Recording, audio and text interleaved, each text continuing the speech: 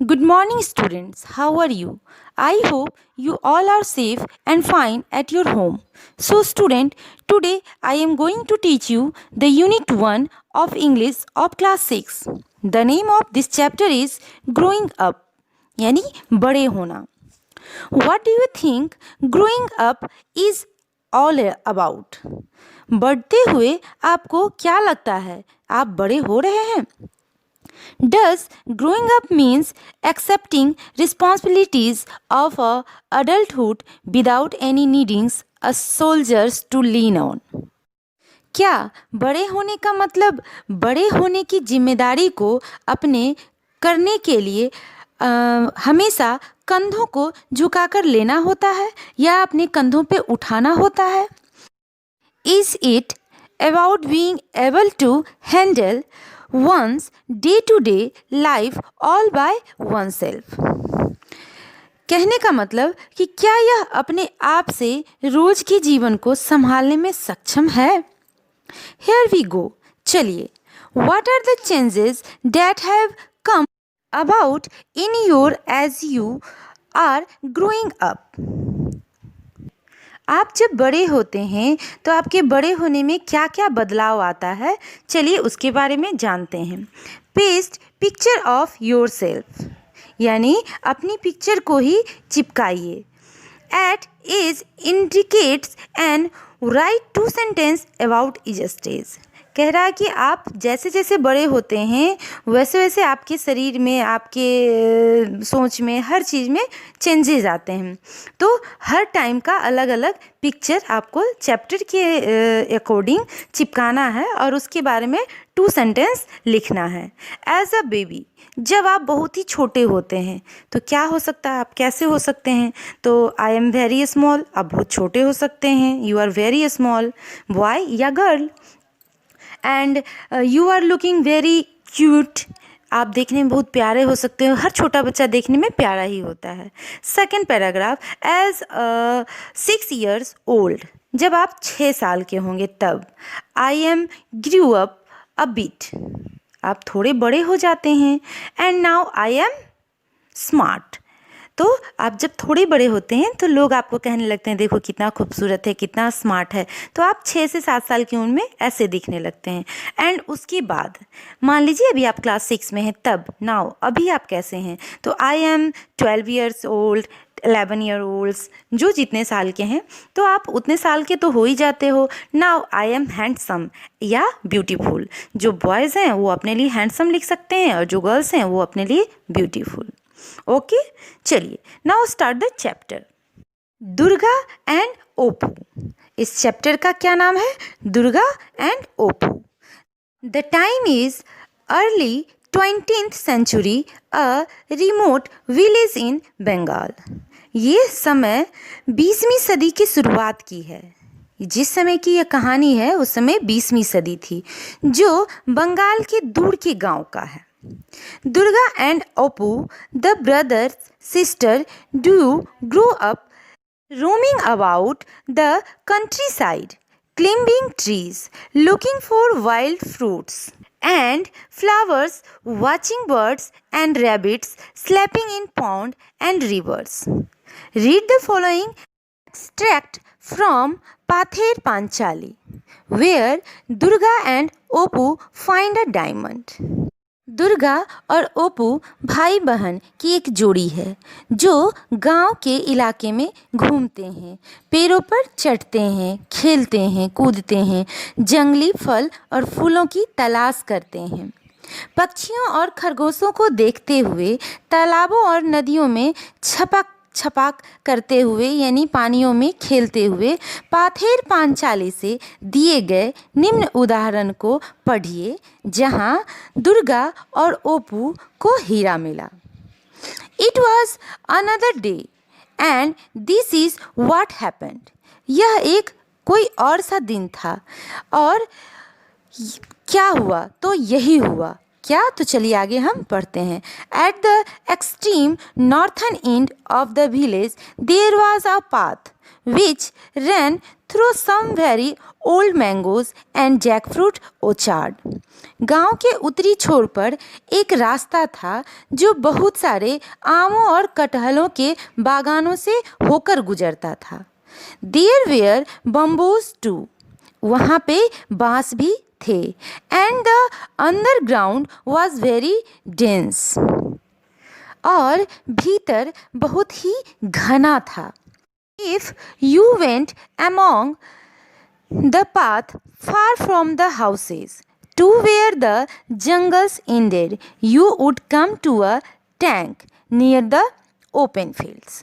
अगर आप घरों से दूर उस रास्ते पर जाते हैं जहां जंगल खत्म हो जाता है, तो आप खुले मैदानों के पास एक टैंक में आएंगे. In the olden day, the Mojumdar used to live there and they had dug a moat round their house.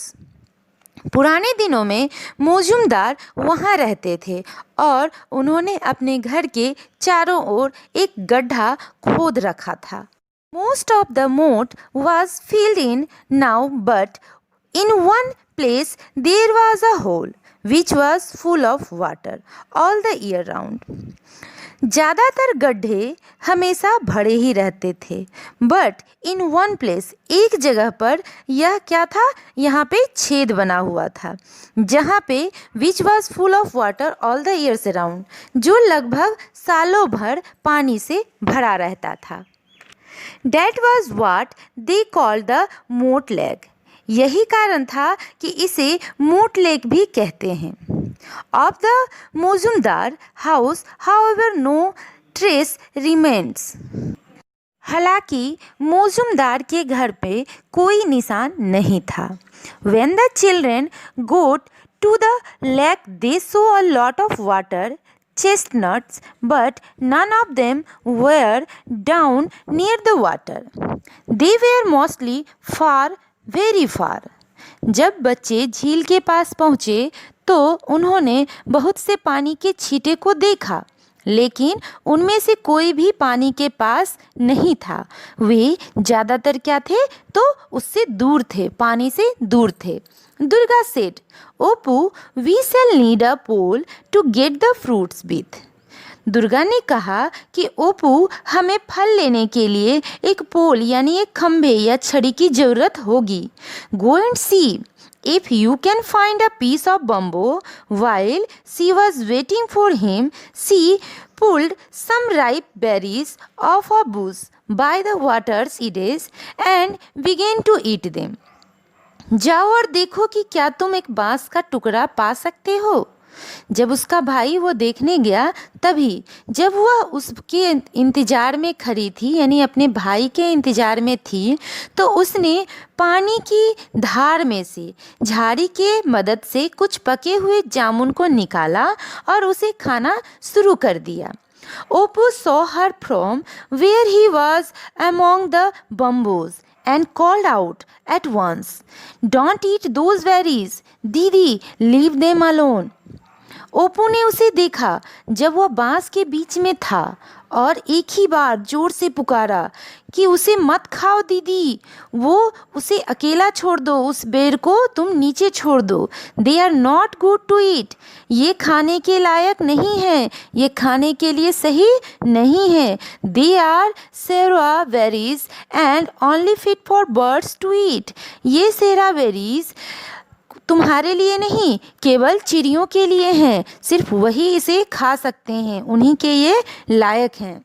Durga squeezed the seed out of ripe berries and said, "Who say they are not good to eat? I have eaten lot of them." Durga ने पके हुए बैर के बीज को मसलते हुए कहा, कौन कहता है कि यह फल खाने के लिए सही नहीं है? मैंने तो इसे बहुत बार खाया है, मैंने तो इसे बहुत खाया है. Come and see for yourself. आओ और खुद देख लो. They are as sweet as sugar. यह चीनी की तरह मीठा है. Who had collected a number of bamboo canes by that time, but he put them down and went to where his sister was standing. ओपू ने तब तक कई बांस के पोल को जमा कर लिया था, लेकिन उसने उसे वहीं छोड़ दिया और अपनी बहन के पास आकर खड़ा हो गया जहाँ पे उसकी बहन थी.